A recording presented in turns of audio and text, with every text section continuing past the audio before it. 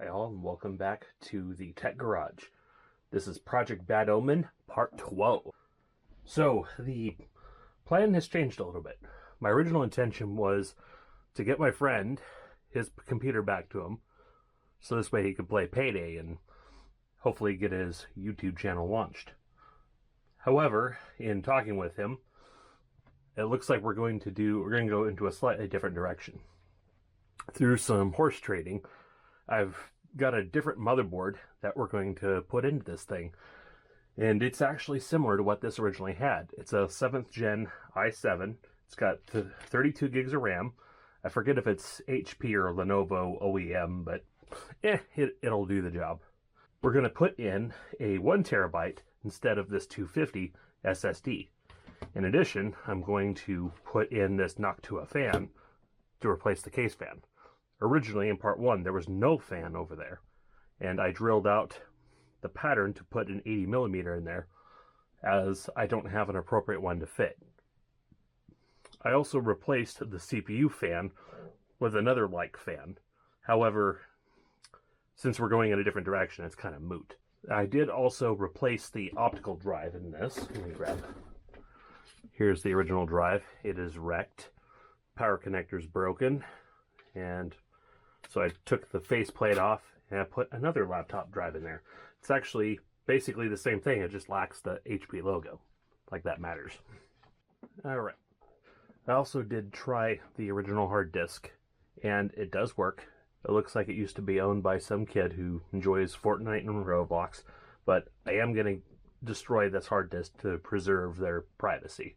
And I don't know what else is on it, and I don't really care. I want it gone. So out that guy's going to come, and instead I'm going to keep the Seagate 1 terabyte drive as just auxiliary data. And then for now, I'd tested a Samsung and a Crucial SSD in here. However, due to how I'm going to set this up with Mint and Steam, I don't think it's going to work out for my friend. So we're just going to go with the 1 terabyte version of this Silicon Power. I'll let you know if I like this, if it's a decent alternative to the Crucial or Samsung options, but most of the time those are my go-tos. It didn't work out for me to buy that one this time. Okay, here is the donor. So this is a Asus branded motherboard. I believe it's a Q170M. I'll put the exact model number up on screen. It has an i5 7th gen CPU. There's the 32 gigs of RAM. It also has a Radeon RX 580 right here. And then, of course, the hard drives that are with it. This guy was originally going to be my testing Linux box to do some other tasks, such as archiving with a Greasewesel. However, in talking with my friend, I decided to go in a different route, and I would end up transferring a lot of those components to another machine, a Ryzen 5 2600. So the Greasewesel and a couple of things are going to go over there. However, the GPU, the motherboard, CPU, RAM, all that's going to come out and go into that Omen tower. First up, let's take out all the peripherals. This will be tough. All right, there we go. Out comes this USB 2.0 card. Now the video card. There we go. Power disconnected. Let's see, will we get lucky and it'll just lift out? There we go. Alright, and here's the card.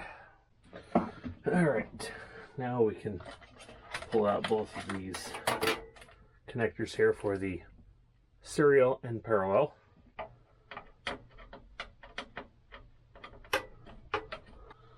Okay, there we go. There we go. Motherboard is free. Throw a box of eggs. All right, and then definitely save the I/O plate. All right, the rest of this corpse can move. Okay, now time to disassemble this guy. I think we're going to start by taking out the SSDs. Okay, set that guy aside. And then these have a little mechanism here. First part goes in easy, rest of it you have to really fight it. One struggle bus later. Maybe we can get a little more leverage. Take out the other. Nope. Alright, hold please. Alright. Finally got it out. I had to take off the front panel to pull on this tab here, and then use this to pull it out. Oh, what a headache. Alright, the drives are out. So next, I also had to rip out the optical drive to have the front panel come off, so I have to put the optical drive back in. So next step is take out both the Wi-Fi card and the graphics card here. Then the motherboard can come out. The rest of it can stay because the power supply is staying here. The repair I did to the front panel lights and to the front and the LED strip can stay. Those are all fine. The rest of it, oh gosh, what a nightmare. Alright, also while I'm at it, rip this guy out. There we go. Now it's out. Alright. Alright. Wi-Fi card. We're going to save that for later. The tab's broken on the graphics card, but that's not really much of an issue. Come on, sucker. There we go. Right. GeForce 650 coming out. Now we can take out this fan. You'll get to see how horrible of a job I did drilling holes. Yeah, I realize Noctua probably does have a fan that'll fit the stock location, but this was handy. Looks like this hole's a little small. Alright, cool. Alright, I guess we should be, before I put the motherboard in, let's put Noctua in. So here we are. It's got a whole bunch of stuff. It's got these plastic things. I guess they're supposed to help dampen it. Then we got a bunch of other fun stuff. Noctua.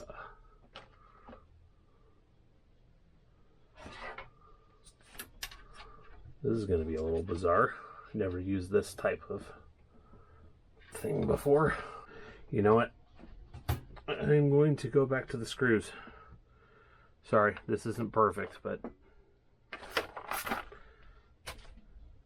I just want this sucker to work. Alright. Kind of get it started. Treat it like putting on a tire on a car. Still have some wiggle room. Okay. Golden. Alright, last screw out.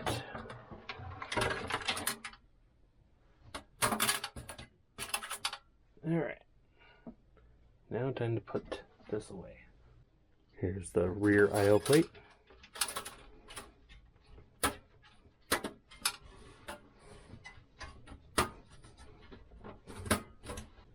Fingers crossed this fits.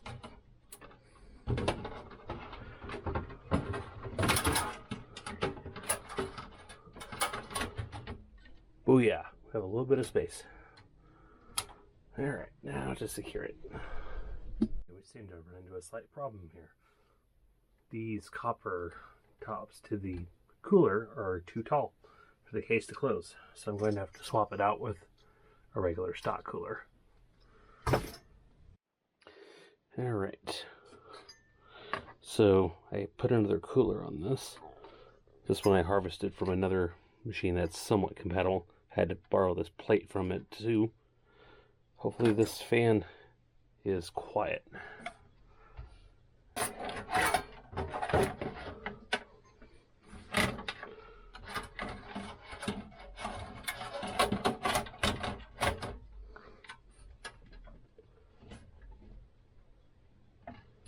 Here we are. Now it's in place. Alright, last screw is in. Now time to reconnect all the I/O. So we're going to have to knock out one of these panels here to make the turn it. So let's see, we're going to have to knock out this last one here. Goodbye. I don't have a choice but to put this in the bottom slot.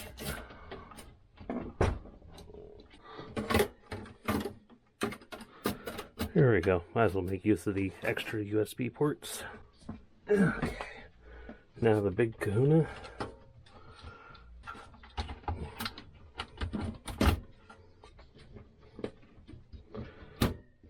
Alright.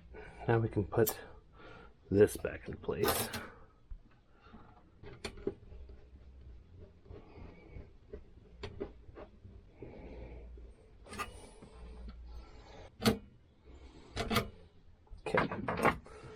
Alright, that does it for most of the connections. Now we just need to connect up the drives. Put all that on the inside. And let's get that front panel back on because we kind of need that to have the optical drive in there. Just like almost all HPs, it just does that. And then the optical drive has this guy. And it just slides right back into place. Now we just need to reconnect the electrical up here. Save the cable here, and this one is a grounding strap. So we're still waiting on the other drive, so all I can do for now is slam the C gate. So we'll put this guy into the first slot. The SATA port here for this guy, and then I'll put in a second one for the SSD when that comes in. Connect it to the lowest point and just tuck it under. Here's the original. Probably just going to end up removing that entirely. Okay. Now we can hook this guy up and make sure that it still boots. And away we go.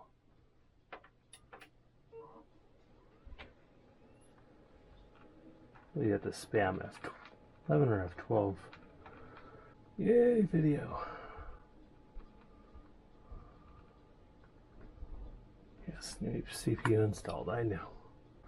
BIOS date's correct. CPU is correct. So I think we should probably do first have it try to do EFI. Alright, we'll have it restart in that order.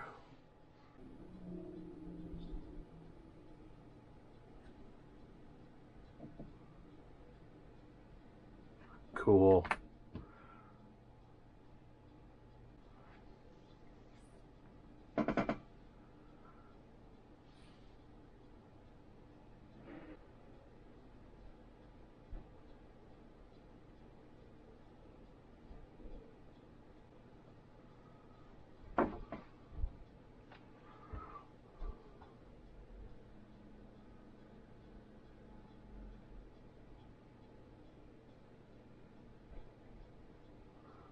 Alright, picks up the wireless. That's what I wanted to confirm. Alright. Since we know that that works, all that's next is waiting for that SSD to show up. And then I'll finally get it installed for real. Till then, have a good one.